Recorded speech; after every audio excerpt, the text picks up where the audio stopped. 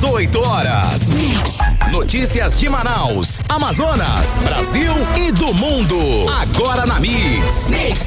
Muito boa noite para você, sintonizado aqui em 100,7, dando sequência à programação da Mix, agora com o programa 18 horas até as 7 da noite com você. Eu, Karime Leão e Kennedson Paz. Boa noite, Kennedson. Olá, muito boa noite, Karime Leão. Boa noite a todos vocês que acompanham a nossa programação aqui na Rádio Mix Manaus. E, gente, para o nosso programa ficar ainda melhor só com a sua companhia, né? Manda aquela mensagem de texto, uma foto, um vídeo para o nosso WhatsApp, que é o 994887592. Participa do 18 horas com a gente, tá valendo também a sua interação. Para você que nos acompanha ao vivo pela live do YouTube, manda sua mensagem de texto.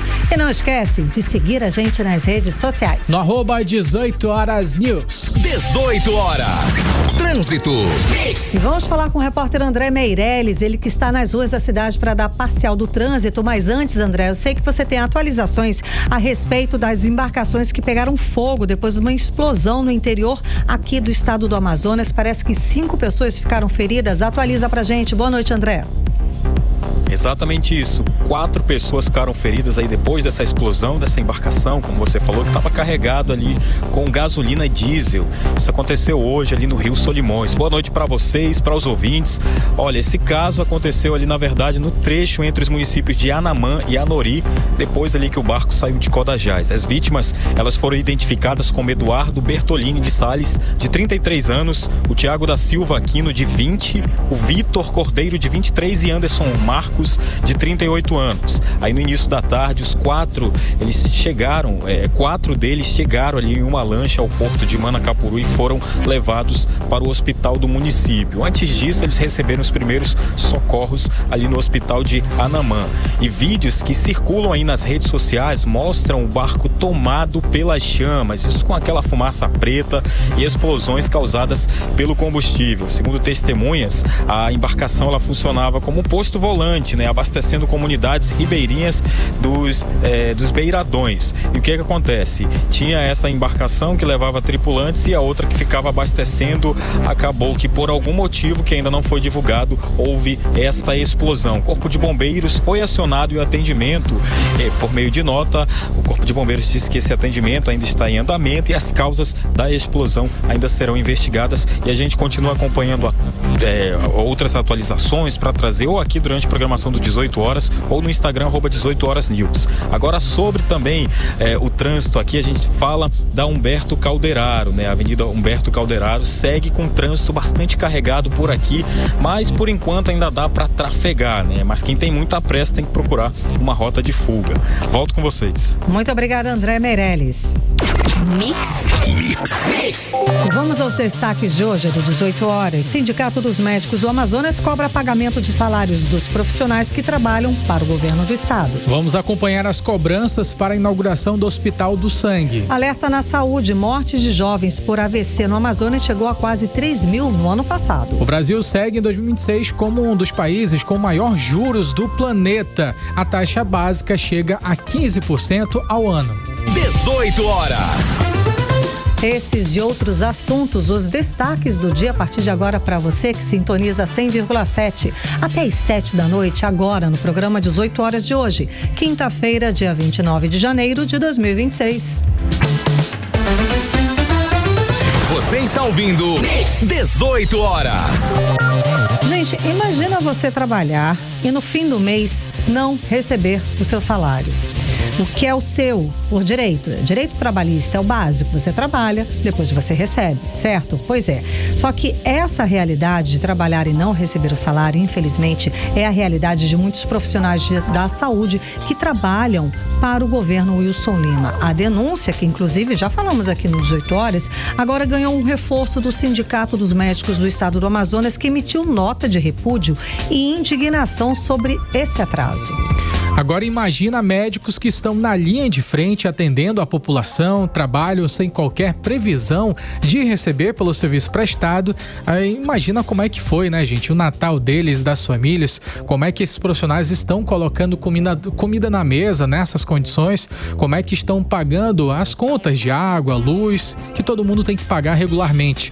Essa é mais uma prova do colapso na saúde pública do estado do Amazonas. Em nota de repúdio, o sindicato reforça que vai acionar o jurídico para cobrar o pagamento imediato dos valores atrasados. E a gente segue a pergunta, não é, Kennedson? Cadê o dinheiro do povo que não está na saúde? Sim, o dinheiro é do povo, é meu dinheiro, seu dinheiro, da gente que paga imposto, porque o governo não tem caixa, tá? O que existe é o pagamento dos impostos feitos pela população, que no ano passado, vou lembrar aqui, somou mais de 20 bilhões de reais.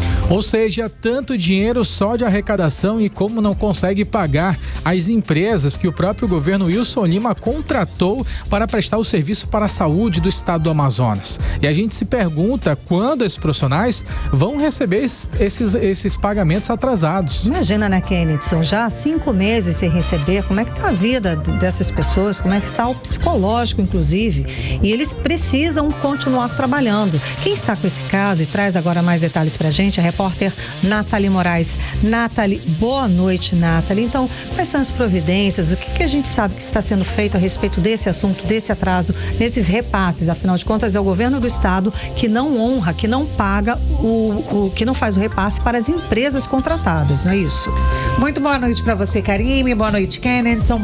Boa noite a todos os ouvintes que nos acompanham na noite desta quinta-feira aqui no programa 18 horas. Karime, o Sindicato dos Médicos veio até as redes sociais na noite desta quarta-feira reforçar uma denúncia que a gente já tinha feito aqui no 18 horas na última sexta-feira, né, para cobrar do governo do estado, para cobrar da gestão Wilson Lima, da Secretaria de Saúde do Amazonas, cadê o pagamento dos médicos? Kennedson e Karime, a gente está falando de profissionais que atuam na linha de frente nos SPAs, nas UPAs, em todo o Amazonas, que estariam há pelo menos 5 meses sem receber os seus pagamentos. E segundo o Sindicato dos Médicos, esse problema é resultado de falhas administrativas na gestão do governador Wilson Lima, que mesmo em meio a denúncias antigas, não apresentou nenhum cronograma oficial para regularização de pagamentos. Inclusive, Karime, a gente tem informações até de que aquela negociação que foi feita ainda em 2024, quando médicos passaram quase mais de 6 meses sem receber ali os seus pagamentos, até hoje tem gente que tomou um calote, como você mesma diz, Karime, que ficou ali no prejuízo, porque até hoje o governo do Amazonas não teria quitado suas dívidas. E o Sindicato dos Médicos, né, informou ali nas redes sociais que essa situação vem se arrastando há muito tempo. Não é de hoje, né, que eles vêm recebendo reclamações dos profissionais que continuam trabalhando mesmo sem receber. Mas aí, Karime, né, eu fiz um questionamento ao doutor Mário Viana, que é o presidente do Sindicato dos Médicos, e ele me disse hoje, né, conversando, que médicos hoje já não tem mais dinheiro para colocar combustível para se locomover da sua residência até o serviço de pronto atendimento, até o SPA, porque não recebe há mais de 5 meses. E essa situação do atraso salarial compromete diretamente a qualidade do serviço que é prestado, né? A gente sabe, muitas vezes, muita gente chega ali no SPA e acaba esperando 4 ou 5 horas depois de ter passado ali pela triagem sem conseguir um atendimento. Isso porque muitas vezes tem um clínico geral e um pediatra ali de plantão. Só que, Karime, Kennedson, essa situação não acontece somente a esses profissionais que atendem aí no serviço de pronto atendimento, né, nos SPAs e nas UPAs. A gente recebeu hoje também informações de que os profissionais que atuam no setor de imagem, raio-x, tomografia, ultrassonografia, contratados pela organização social Agir, que atuam dentro do Hospital e Pronto-Socorro 28 de agosto, no complexo hospitalar ali da Zona Sul, também estão sem receber os seus pagamentos, assim como os profissionais do Hospital e Pronto-Socorro da Zona Sul, o Hospital da Criança.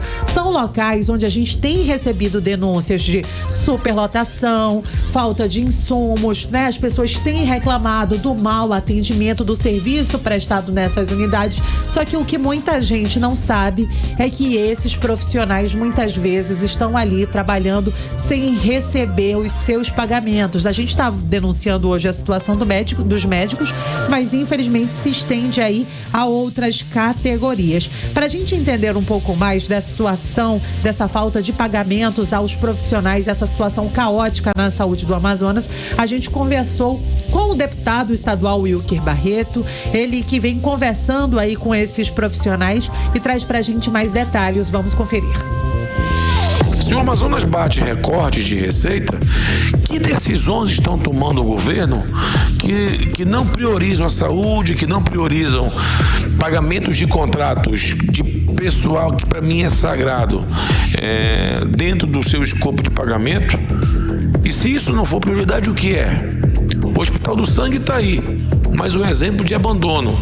Agora, imagina o sofrimento desses trabalhadores que deram o seu suor e como foi o fim de ano, como é que está sendo agora o início do ano, certo? Que muitas das contas iniciam aí, o aperto é geral. Então, é um assunto que eu trarei já na volta dos trabalhos da Assembleia semana que vem, e precisa a Assembleia ter a coragem de chamar aqui o governo para que ele diga para onde está indo o dinheiro da saúde e da segurança, e principalmente dos serviços básicos que a população tanto clama. 18 horas.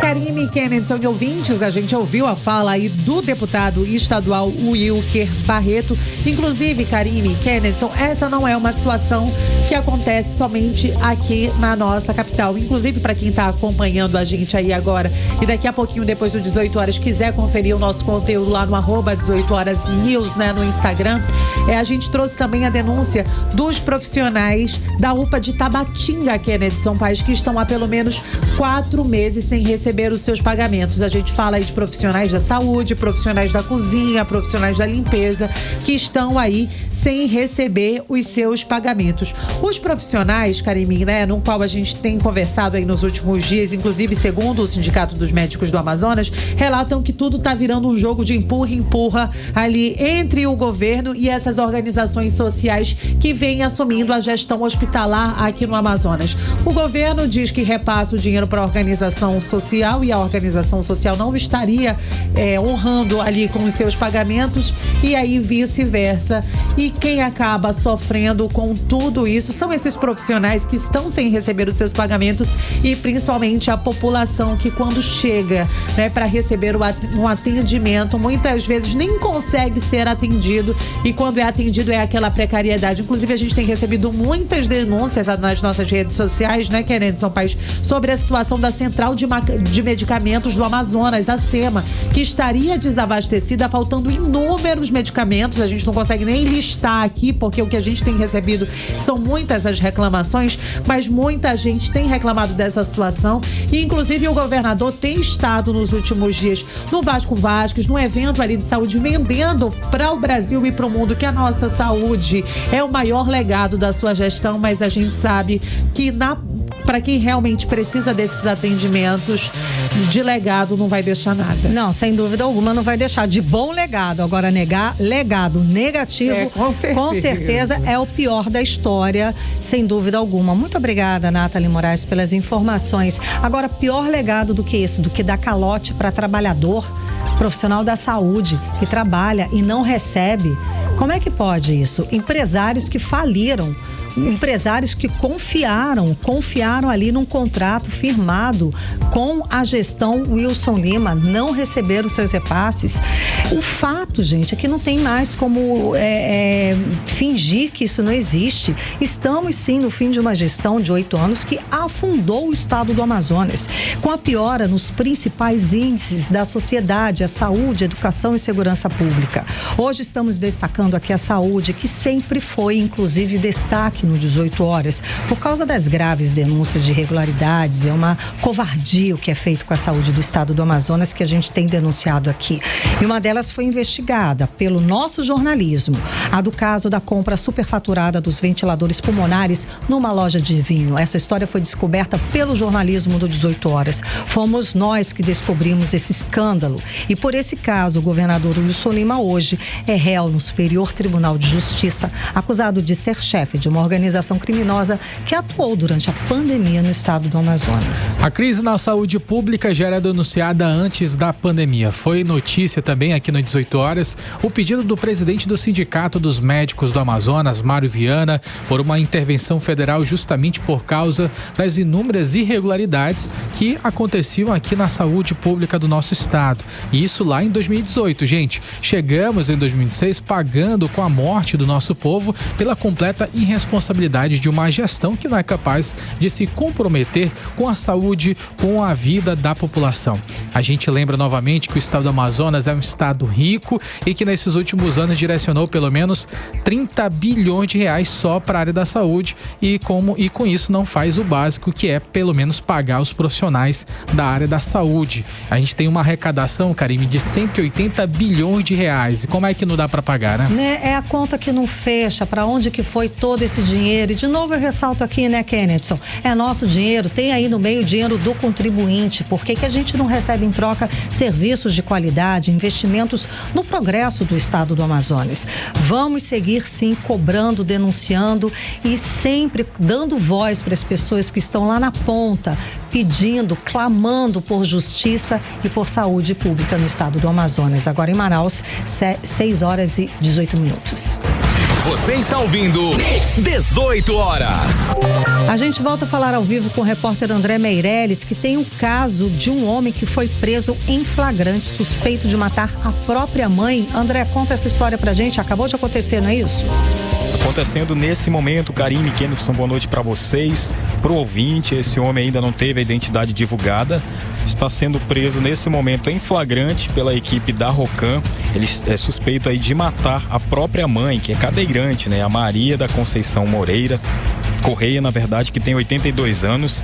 E segundo informações dos policiais da Rocan, o crime aconteceu quando ele utilizou uma faca de cortar pão para matar então aí a própria mãe. Esse crime aconteceu na rua Itacoatiara, no bairro Cachoeirinha, na zona sul da capital. As informações ainda são preliminares, dizem que o suspeito estava em surto psicótico quando atacou ali a idosa, né, que era cadeirante e fazia tratamento de hemodiálise aqui em Manaus. A Maria da Conceição é natural de Maués, ela estava aqui na capital exclusivamente para cuidar aí da saúde. Então, durante o ataque, 2 familiares e um vizinho tentaram intervir, mas também foram atingidos por esses golpes de faca. Os 3 feridos foram socorridos e levados aí para unidades de saúde aqui de Manaus. O estado de saúde deles não foi divulgado. O homem ele já está sendo preso em flagrante nesse momento para ser conduzido à delegacia. Os moradores informaram que a família morava ali na vila há cerca de 6 meses, que é um período em que a idosa realizava essas sessões regulares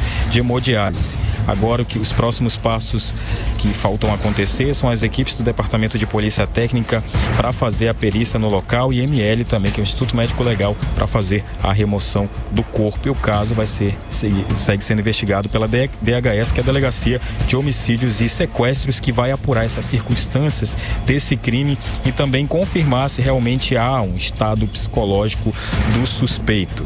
E a gente continua acompanhando esse caso. Volto com vocês. Muito obrigada, André Meirelles. Você está ouvindo 18 Horas.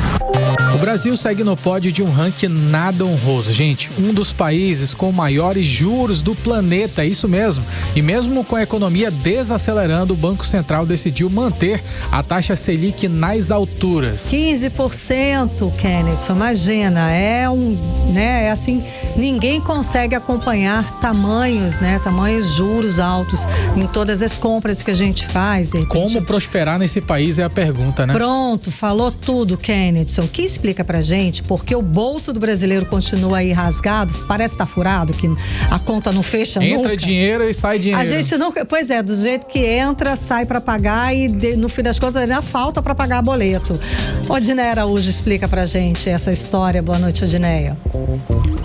O Brasil Brasil continua ocupando o segundo lugar no ranking mundial de maiores juros reais, perdendo apenas para a Rússia. E a decisão do Comitê de Política Monetária, o Copom, foi manter a taxa básica de juros em 15% ao ano, o maior nível em quase 2 décadas. Para a presidente do Corecon, o Conselho Regional de Economia, Michele Aracati, na prática isso significa crédito mais caro, consumo travado e crescimento econômico andando a passos lentos. Lembrando que a taxa Selic é a taxa de referência para a economia. Então ela vai impactar sobre financiamentos, no momento em que você vai adquirir, por exemplo, um novo veículo, um apartamento, uma casa. E isso impacta diretamente sobre a renda das famílias. Em relação ao empresário, ele vai sentir principalmente esse aumento no momento em que ele vai buscar adquirir uma máquina, um equipamento, buscar recursos financeiros, por exemplo, para fazer uma obra, uma manutenção. Então essa taxa Selic, ela vai surgir a partir do momento em que o consumidor, seja pessoa física ou pessoa jurídica, vai até um banco e busca principalmente fazer empréstimos ou financiamentos. De acordo com o levantamento da consultoria Money.u, os juros reais brasileiros chegaram a 9,23%, mantendo o país firme no topo da lista entre 40 nações analisadas. O Banco Central justifica a decisão citando riscos inflacionários e preocupação com os gastos do governo. Mas, segundo a economista Denise Kassama, o próprio relatório aponta que os preços já mostram sinais de alívio puxados pela queda do dólar e pela desaceleração da economia justamente causada pelos juros altos. Uma taxa de juros tão alta quanto essa impacta justamente no brasileiro comum que tem lá suas dívidas para pagar, então os juros afetam a dívida. Se o cidadão está com o juro, o crédito rotativo no cartão de crédito, essa dívida vai aumentar. Enfim, todas as dívidas que o brasileiro tem que incidir juros vão aumentar por conta disso. E pior, também aumentam os juros da dívida pública. Enquanto isso, países desenvolvidos seguem com taxas bem mais baixas e aqui o Brasil segue campeão em dificultar a vida de quem precisa financiar, investir ou simplesmente sobreviver pagando juros. Um pódio que pesa e muito no bolso da população. Odneia Araújo para o 18 horas. Você está ouvindo 18 horas. E daqui a pouco aqui no 18 horas, dança das cadeiras. 6 secretários do estado devem sair para concorrer às eleições desse ano. Esses e outros assuntos é o que você vai conferir logo mais aqui no 18 horas. 18 horas. Trânsito. Agora em Manaus, 6 horas e 25 minutos. Vamos voltar a falar ao vivo com o repórter André Meirelles, saber como é que está a volta para casa, André. Agora, antes de você falar da parcial do trânsito, eu sei que os rodoviários aqui de Manaus acionaram a justiça por causa de salários atrasados. Conta mais pra gente, boa noite. Muito boa noite para você, Karime, Kenderson, todos que nos acompanham. Isso mesmo, por conta aí de salários atrasados. Na verdade, 40% que falta em relação ao salário dos rodoviários receber nesse mês de janeiro de 2026. Então, o que acontece? Segundo o Divancir Oliveira, que é o presidente aqui dos rodoviários, ele disse, agora há pouco eu conversava com ele de tarde, ele disse que esse caso já foi encaminhado à justiça. Ele está pedindo que as empresas possam repassar o quanto antes esses pagamentos dos rodoviários. Eu conversei com ele, tem esse trecho aí, vamos ouvir. O CARF vem denunciando já empresas, estamos com ações de danos morais no tribunal, já pedimos a tutela inibitória e infelizmente o tribunal até hoje não atendeu, desde julho do ano passado o tribunal não atende o pedido dos trabalhadores, As empresas podem saber o que bem entende e o tribunal não toma sequer uma providência, tendo em vista que o tribunal tem conhecimento de tudo que está acontecendo com a categoria, mas esperamos que uma hora ou outra a justiça vai ouvir nosso clamor. 18 horas.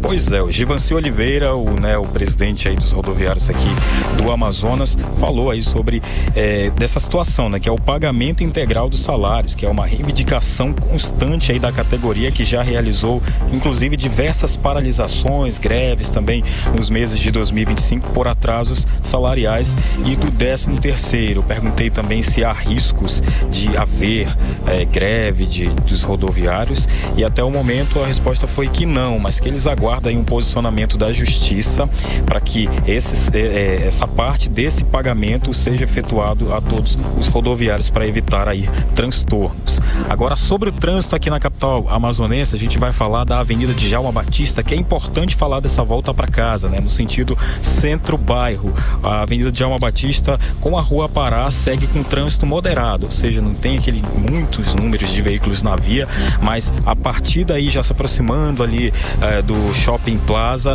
aí o trânsito começa a ficar mais carregado ali. Então, quem tem pressa, como eu sempre falo, né, é bom procurar uma rota de fuga. Volto com vocês. Muito obrigada, André Meirelles. 18 horas.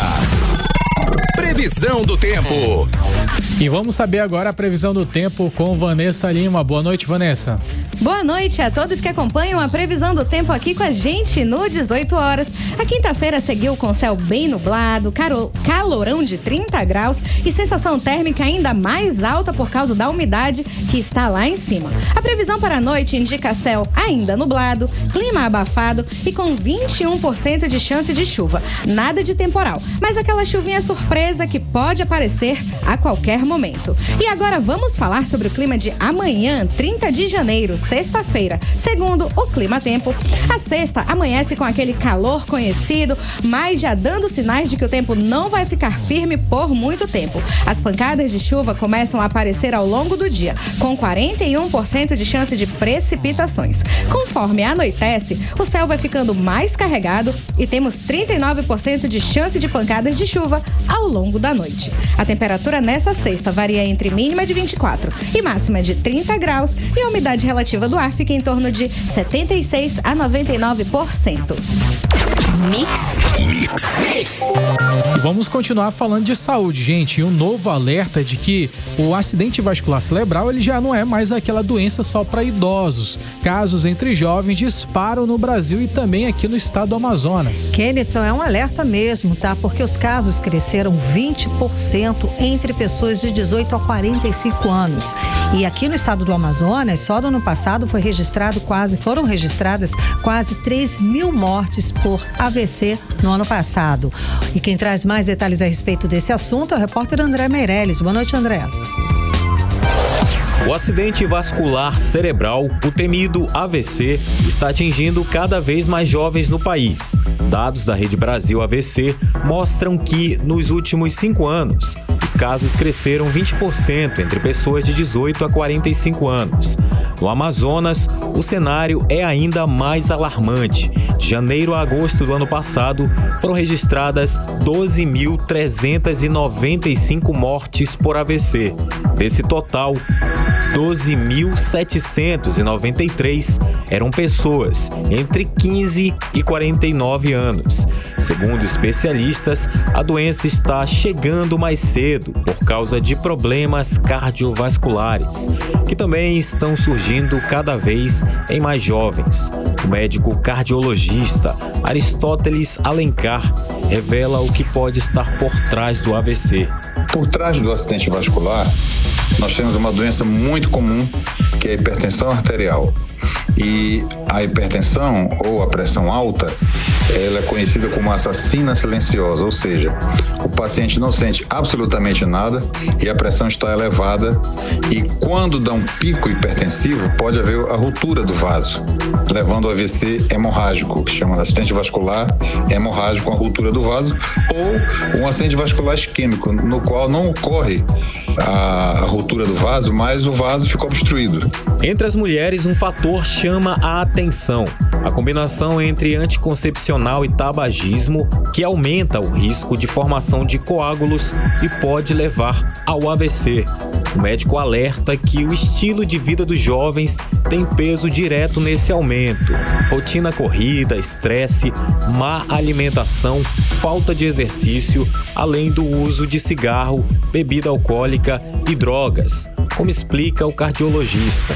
Principalmente tabagismo, sedentarismo, a hipertensão arterial não tratada, quando o paciente é hipertenso e não trata, o diabetes mellitus, o estresse emocional é um fator importantíssimo para a origem do acidente vascular. O Ministério da Saúde alerta que mais de 80% dos casos de AVC poderiam ser evitados com prevenção, alimentação saudável, atividade física, controle da pressão, do diabetes, do colesterol e o fim do cigarro e do excesso de álcool, como explica Aristóteles Alencar. Procurar controlar suas emoções, evitar estresse e os fatores de risco já relacionados. Agora, quem tem história familiar de doença cardíaca, de hipertensão, de acidente vascular, tem que ficar atento, porque o risco é muito maior. Então, vamos cuidar, vamos tratar e vamos prevenir para que não ocorra o aparecimento de acidente vascular. Então tá aí, o recado dos especialistas é claro, o AVC não escolhe mais idade. Cuidar da saúde desde já pode salvar vidas. Volto com vocês. Você está ouvindo 18 horas. Política. Vamos agora para o nosso bloco de política com Kennedson Paes e Nathalie Moraes. Nathalie volta a conversar ao vivo com a gente, então vamos lá. 6 secretários de Estado da gestão Wilson Lima e um presidente de empresa pública do governo do Amazonas devem deixar o cargo até o dia 4 de abril para disputar as eleições desse ano. Conta pra gente quem são. Mais uma vez, boa noite, Karime, Kennedson, para todos os ouvintes que nos acompanham aqui na 100,7. Karime, nesse grupão estão aí políticos que já tiveram mandatos eletivos e agora também que entraram ali para a administração, né? Não, nas últimas eleições, muitos deles participaram, mas não conseguiram se reeleger, não conseguiram um cargo. Entre eles, a gente tem aí o Caio André, que já foi vereador e hoje é secretário de Cultura e Economia Criativa aqui no Amazonas, né? Também nesse grupo, entre aí o secretário de Estado de Desenvolvimento Econômico, eu tô falando do Serafim Correia, ele que já foi até prefeito da cidade de Manaus, foi deputado e agora ele com certeza deve tentar aí mais uma vez uma vaguinha para tentar retornar ali para a Aliança, situação semelhante também ao que vive ali o diretor-presidente da empresa estadual de turismo, o ex-vereador Marcel Alexandre, ele também deve ser um desses que estão aí no governo e devem deixar o cargo aí já a partir do mês de abril para entrar nessa disputa eleitoral por uma das vagas agora em 2026. E isso sem falar da secretária de Estado de Proteção Animal, a Joana Dark, que foi e voltou e agora está secretária e antes do dia 4 de abril deve aí mais uma vez deixar a secretaria, se ausentar, retornar para a Assembleia Legislativa, Karime, para tentar aí uma vaguinha como deputada estadual aqui no Amazonas. Muita gente fala, Karime, se o Aldenor, marido dela, que é o atual vereador da cidade de Manaus, não tentaria ficar no lugar dela e ela tentaria uma vaga como deputada federal. Mas muita gente também fala de rejeição, situações desse tipo, mas o martelo ainda não está batido, é aquilo que a gente fala, eleição um dia é uma coisa, 24 horas depois tudo muda e a gente segue acompanhando todas as mudanças desse cenário. Sem dúvida, até o dia 4 de abril, muita água vai rolar por baixo. E a gente vai falar de tanta mudança nesse jogo de tabuleiro, né? Até lá, muita coisa vai mudar. Um dia a gente acha que é uma coisa, no dia seguinte já mudou tudo. Outra aliança vai ser feita. Agora, o importante nesse período são as pesquisas. A gente lembra aqui que pesquisa divulgada nessa semana mostra um cenário diferente para o presidente Lula. 57% de reprovação e apenas 34% de aprovação aí num levantamento. E um empate técnico com o senador Flávio Bolsonaro num outro cenário.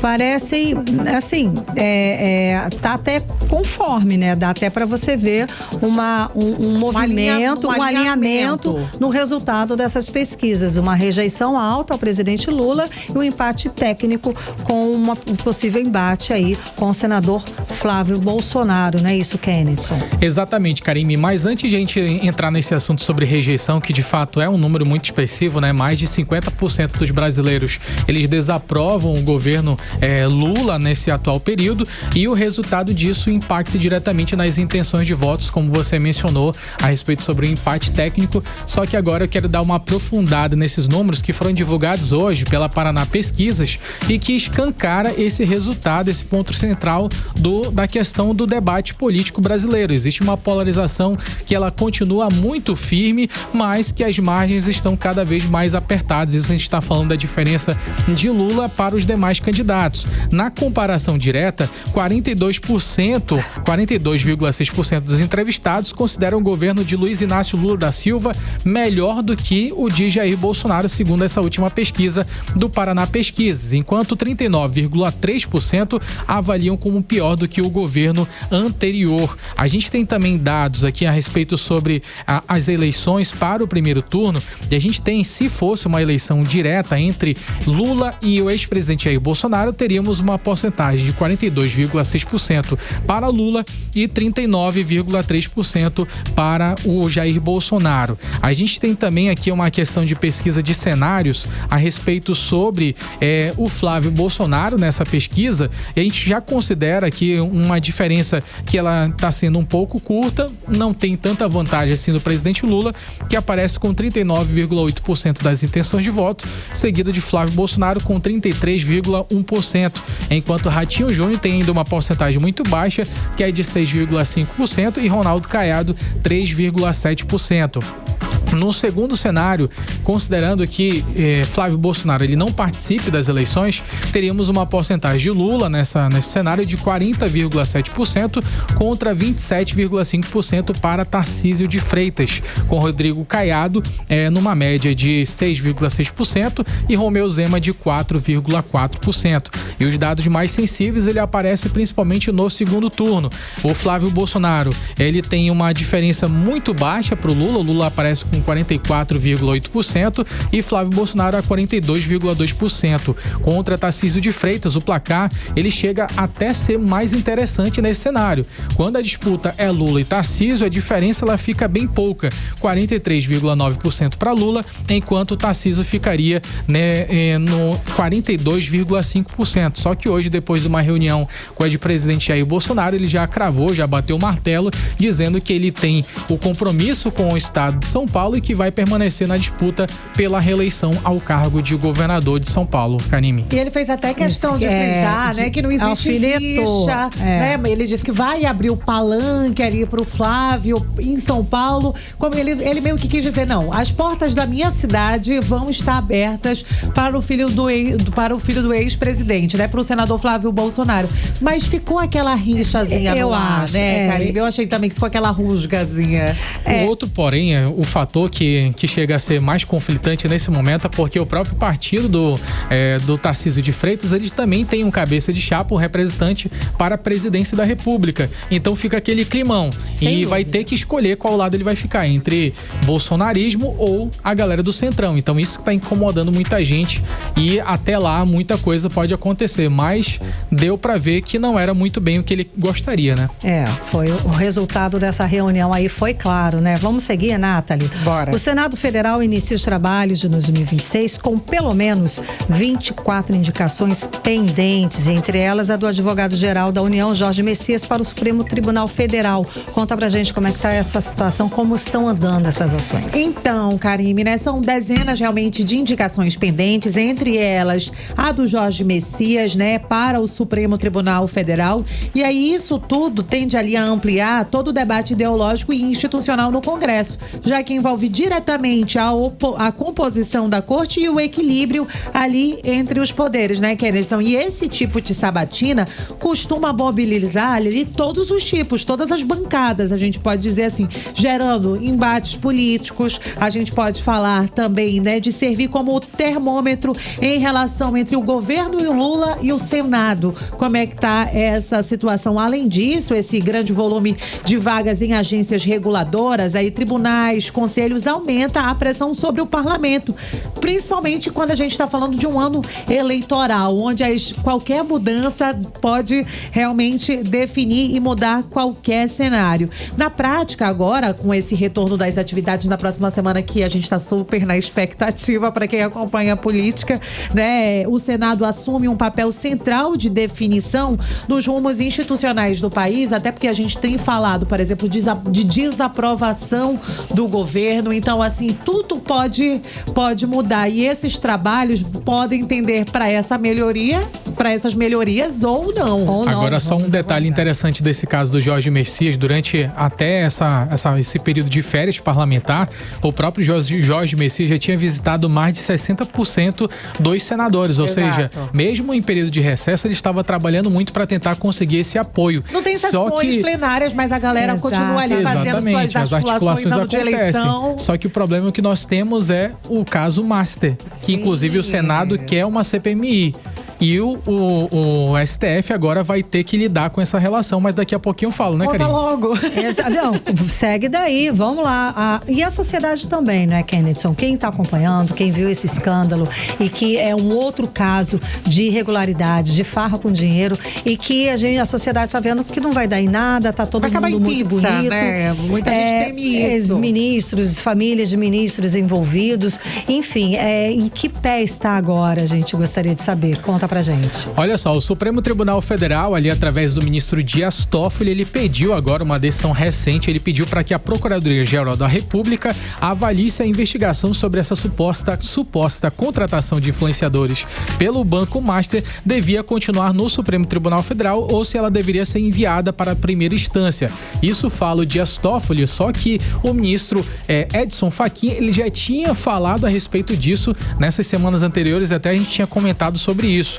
E o ponto central dessa apuração é a suspeita de que os influenciadores digitais eles teriam sido pagos para atacar o Banco Central do Brasil após a decisão de liquidar extrajudicialmente o caso Master, o Banco Master. A Polícia Federal identificou uma série de postagens com o mesmo tom e aquele mesmo discurso, né, gente? Até mesmo um formato sugerindo uma ação coordenada. E segundo a PF, pelo menos 40 perfis teriam sido atuados, né? Estariam atuando nesse esquema apelidado de Projeto DV, referência às iniciais do Daniel Vorcaro, dono do Banco Master. O Toffoli, ele já abriu um inquérito para poder apurar esses ataques e agora aguarda a posição da Procuradoria-Geral da República para decidir se há ou não competência do Supremo, e o próprio ministro admite que só após o fim das investigações o caso ele pode ser remetido à primeira instância, justamente para evitar nulidades processuais ligadas ao foro privilegiado. E ao mesmo tempo a pressão política aumentou porque a CPMI do INSS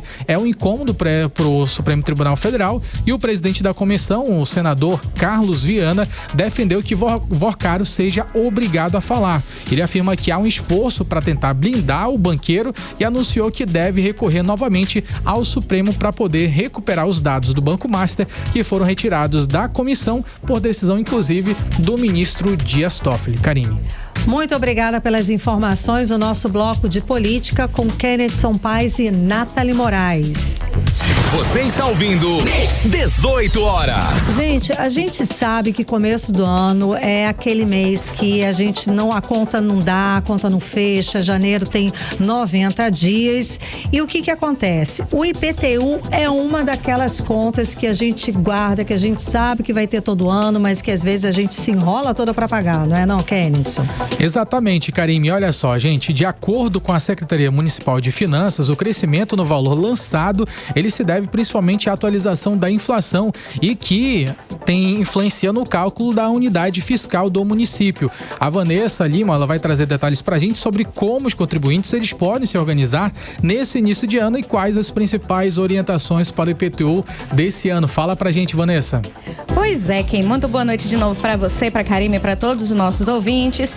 A palavra-chave é organização. A primeira orientação para o contribuinte é ficar atento aos prazos e, principalmente, avaliar a melhor forma de pagamento. Nesse ano, Manaus tem 574,8 mil imóveis registrados no IPTU e mais de 515 mil vão pagar o imposto. O valor total cobrado é de 740,3 milhões, cerca de 7% a mais do que do ano passado. Então, quem consegue se organizar e pagar o IPTU de uma vez só, já começa o ano economizando. Através do app Manaus Atende Digital, o contribuinte recebe 12% de desconto pagando até 30 de janeiro, 11% até 27 de fevereiro e 10% até 16 de março. Mas tem um ponto importante. Esses descontos só valem se o pagamento for feito com o boleto gerado direto no aplicativo. E para quem prefere fazer o pagamento pelo carnê físico, entregue pelos correios ou pelo portal online,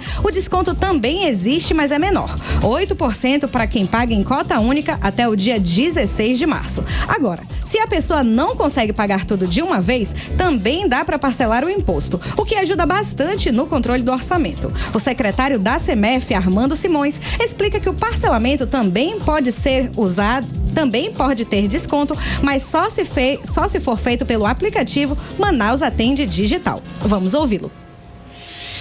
E para os que optarem pelo pagamento parcelado, enquanto pelos boletos do carnê físico ou do portal manausatende.manaus.gov.br não terão desconto nas parcelas, os que aderirem ao aplicativo Manaus Atende e utilizarem os boletos bancários desse aplicativo terão desconto de 2% até o vencimento de cada parcela.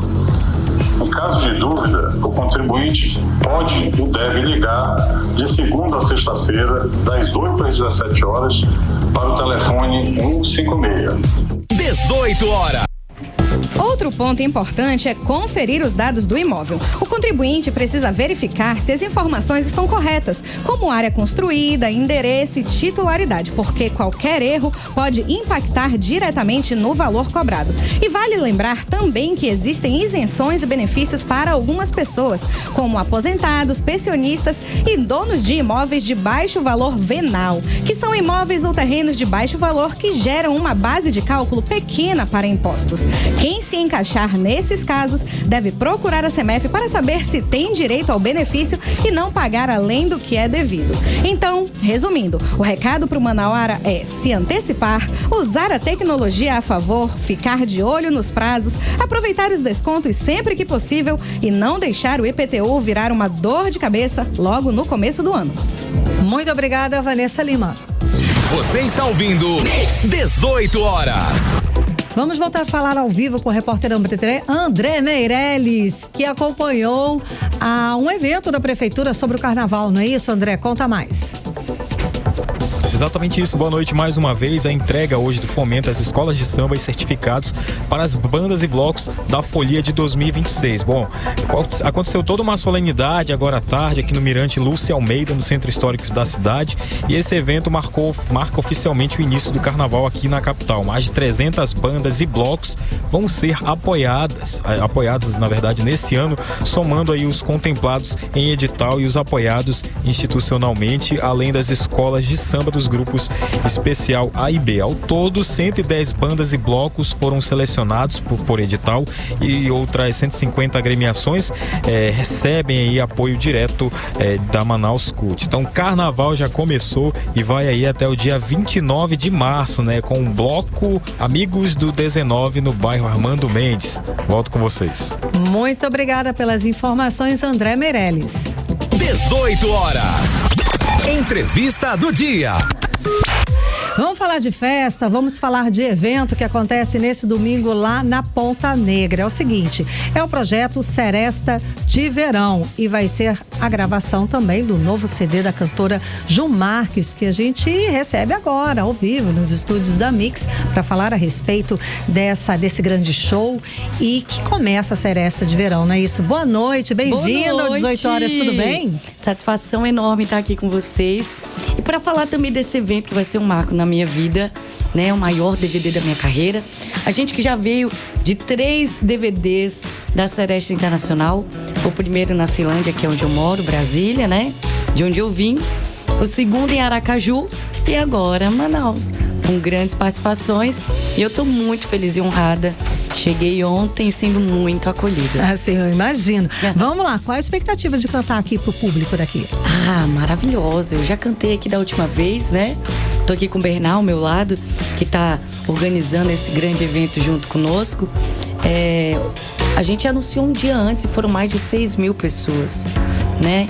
Então, já vinha nessa força aqui da galera de Manaus, da galera do Norte. A gente tá fazendo um trabalho muito bonito pra cá. E nada melhor do que retribuir esse carinho fazendo o DVD aqui para todos vocês.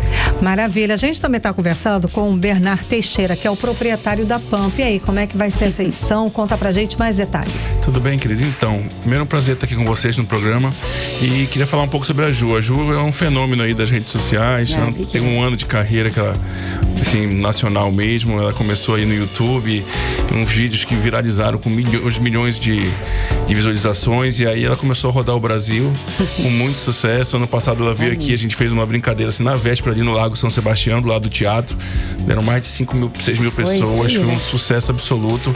E ela já virou um fenômeno aqui no Amazonas, já fez mais de 10 municípios do interior, fez o Réveillon aqui também nos interiores, um sucesso enorme. E aí ela escolheu Manaus, né, com toda essa gratidão, para fazer essa gravação de DVD, junto com a participação da Clecinha, que já é uma artista consagrada aqui, e também da banda Calcinha Preta, que é uma banda surpresa super consagrada. Então vai ser um evento incrível na Praia da Ponta Negra, com mais de 50 mil pessoas. Amém. Na beira do Rio Negro. Já tem até Instagrams aí de lancha alugando. Alugue sua lancha para o DVD da Ju. Olha aí, que legal. Tá chique, eu tô chique, gente. Agora, Ju, a partir das 4 horas, né? Beleza. E se desculpa de cortar. Tranquilo. Mas sem falar que todo mundo pode ir, que é gratuito, é aberto para todo mundo. Você não tem que pagar, só levar seu cooler, meu amor, e curtir o espetáculo. Agora, Gil, tava vendo o teu Instagram ainda agora, tava stalkeando você aqui. Ai, meu Deus, tava vendo que você tava comendo tambaqui com aquela bananinha frita. Dei um rolê lá na Ponta Negra pra ver a estrutura. Conta não, mas pra eu comi gente. tanto que eu tô cheia. Eu adoro. Adoro tambaqui. Eu amo. Agora, e o daqui não tem como. Eu não sei o que é que vocês têm, não. Mas é uma parada diferente. Nosso tempero é gostoso demais. É muito bom, é fresquinho. Agora, Ju, a gente tem aqui as informações que no Spotify você já tem mais de 1 milhão de músicas rolando. Amém. E aí o que acontece? Desse grande sucesso que você tem nas redes sociais, estourada por aí, vai rolar alguma dessas músicas do Spotify no show? Com certeza. Pra quem não sabe, do outro lado, eu viralizei com a Blusa do Brasil, com a caixinha. Acho que as pessoas vão se recordar. Cantando músicas internacionais. Só faltou a caixinha aqui hoje, não trouxe. É, verdade. E a que viralizou foi a do Bon Jovi, né? Eu sempre falo, alguém pediu o Bon Jovi. E aí isso foi uma explosão. Um único vídeo só foram 30 milhões de visualizações. Caraca, que legal. Eu tinha, em dezembro do ano passado, 100 mil seguidores. Hoje eu tenho 2,8 milhões. Uau! É uma loucura. Foi assim, em menos de um ano você ganhar quase 3 milhões de seguidores é uma loucura, né? E o que vai ter de especial para esse show? Que você aqui você vai aproveitar para gravar um CD, um DVD, então claro. É um marco. Claro, total. Aproveitar esse povo caloroso para cantar música que eles gostam. E Seresta se comunica com o povo, né? E a Ju Marques é do povo. Então a gente tá trazendo muita brasilidade, muita coisa gostosa, muita nostalgia também. Relembrar velhos clássicos e músicas autorais também. Como é um clássico? Dá o nome de um que você vai relembrar dessas Serestas. Vou cantar um pedacinho da Nacional. Se um dia eu pudesse ver meu passado inteiro. Essa a gente vai gravar também.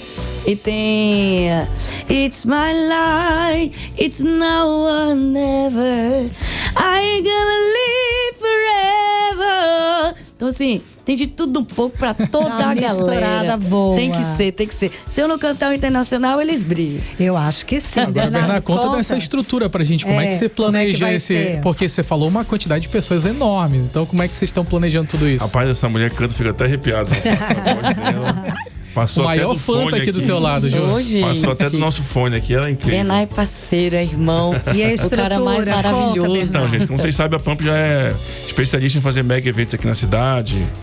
Já fizemos Vasco e Corinthians na Arena para 44 mil pessoas, já fizemos Festival da Cunha para 35 mil pessoas, a Pump Black para 30 mil pessoas, então a gente já está acostumado com esse trem.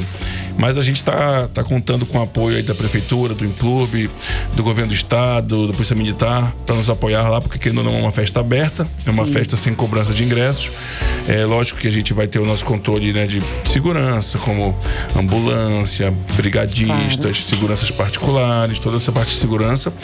E também como um acordo com o Implurb ali, com todos os permissionários da praia, evitando garrafas de vidro, enfim, tomando todos os cuidados para grandes eventos, como a gente sempre cuida. E fora isso, nós estamos fazendo um palco aberto para ela, sem cobertura, né, que é para gravação de DVD mesmo, pegar aquela imagem de drone, é uma coisa diferente, com torres, enfim, vai ser uma grande surpresa, já tá bonita a estrutura. Mesmo. A gente foi hoje lá, vai entrar cenografia, vai ficar incrível. E eu acho que o mais importante, né, pra gente, além do sucesso da Ju, é também divulgar nossa Manaus, divulgar nossa Amazônia, divulgar nossa Ponta Negra, divulgar nosso Rio Negro, para esse Brasil todo. Aproveitar esses milhões de seguidores da Ju nas redes sociais para ver e divulgar cada vez mais nossa região, né? Porque a gente sabe que nunca é demais divulgar essa nossa maravilhosa cidade.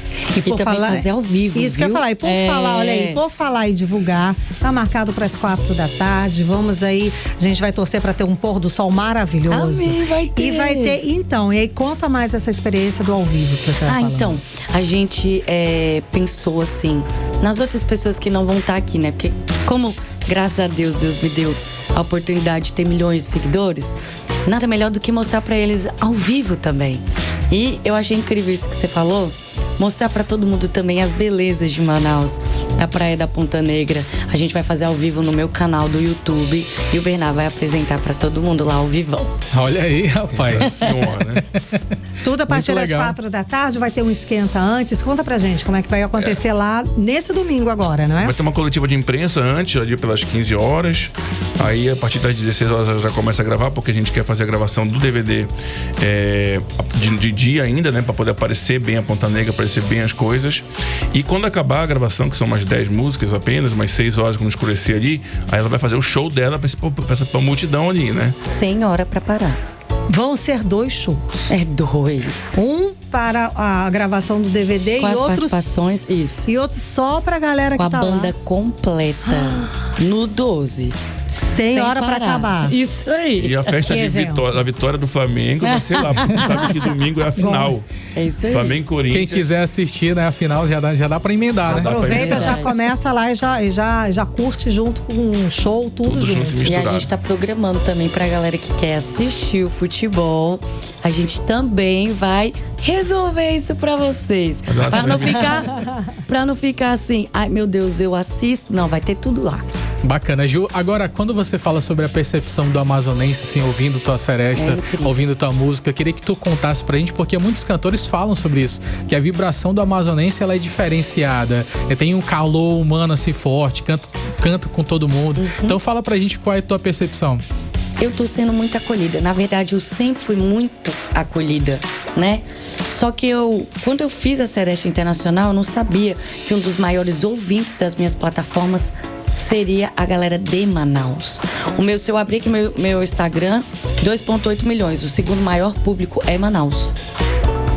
Então, nada mais justo do que retribuir isso pra vocês que me colocaram onde eu estou hoje, né? É assim, mas e você sente essa plateia diferenciada? Como é que é você cantar aqui pra esse público? É caloroso. A galera não tem limites mesmo, assim. A galera é no 12. E aí junta já com uma doida que é no 12 também. Rapaz, fica um combo maravilhoso. Ju, conta da chuva que teve no interior aqui do Amazonas. O pessoal foi embora. Verdade. Inclusive, a gente postou um vídeo que bateu mais de 3 milhões. Caiu um toró, que eu fiquei sabendo que aqui vocês falam toró também. Mas não foi uma chuva, meu amor. Foi uma pancada de uma chuva. Só que o que eu fiquei chocada é que, tipo assim, tava lotado. A praça tava lotada e ninguém foi embora.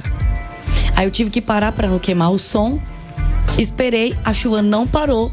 Falei, meus amigos, vocês se virem com o som de vocês, nós vamos voltar. Pois a gente ficou até o amanhecer com essa galera e ninguém foi embora. Quando eu digo que a galera é diferente daqui, é justamente sobre isso, sabe? E o respeito com o artista. Eu acho isso incrível. A postura da galera de Manaus respeita o artista, acolhe o artista, isso é incrível. Agora, Ju, pra gente finalizar, convida o público aí, faz o nosso último convite. É verdade. Fala, galera, aqui é a Ju Marques da Seresta Internacional. Eu tô aqui convidando todos vocês para domingão, a partir das 4 horas da tarde, um DVD recheado de participações. Clecinha, calcinha preta e outras coisas que eu só vou anunciar para vocês no dia. Chegue cedo, leve toda a sua família, é para todas as idades. Vão tomar também uma cachaçinha, porque ninguém é de ferro. Domingão vai estar um dia ensolarado, eu tenho muita fé. E eu conto com todos vocês, porque esse momento é de vocês. É pra vocês. E é isso. Espero todo mundo. Valeu, o recado tá dado. Muitíssimo obrigada pela presença dos dois conversando aqui com a gente no 18 horas. Pump é marca registrada, né, Bernardo? Muito obrigado. Muito obrigado. Muito sucesso. Vai ser um show maravilhoso. A gente conversou com o Bernardo Teixeira, que é o proprietário da Pump, e a cantora Ju Marques, que faz aquele showzaço domingo agora, a partir das 4 da tarde, lá na Ponta Negra. Todo mundo convidado, é de graça, gente. 0800. Obrigada, sucesso. Obrigada a vocês. Obrigado, gente. Boa noite. Boa noite. Boa noite. Agora você está ouvindo 18 horas. Seguimos direto para o editorial 18 horas. Editorial 18 horas. Nos últimos meses, o governo federal tem gastado um bom tempo para desmentir fake news, principalmente as que circulam nas chamadas redes sociais. Nesses espaços virtuais, tudo é possível, ainda mais com os programas de inteligência artificial. A última grande fake news foi de uma suposta mudança do programa Bolsa Família. A mentira é de que o programa só continuaria sendo pago a pessoas com filhos. Esse tipo de coisa chama atenção para o que pode vir de fake news no ano eleitoral. O Tribunal Superior Eleitoral já alertou para os riscos da desinformação e da manipulação nas eleições esse ano. Esse tipo de crime corrói as bases democráticas do processo eleitoral. A desinformação deforma a realidade, ilude o cidadão e fragiliza o direito constitucional à informação. A Justiça Eleitoral, com a Polícia Eleitoral, vai estar no encalço dos mentirosos e enganadores. Mesmo assim, a população deve ficar muito atenta para não ser enganada e acabar andando no escuro e caindo no abismo. 18 horas. O 18 horas de hoje fica por aqui. Muito obrigada pela sua companhia. Gente, um beijo. Até amanhã. Boa noite, Kenneth São Paz. Boa noite, Karime. Beijo a todos. Até amanhã. Você ouviu 18 horas. As notícias do Brasil e do mundo. De volta amanhã.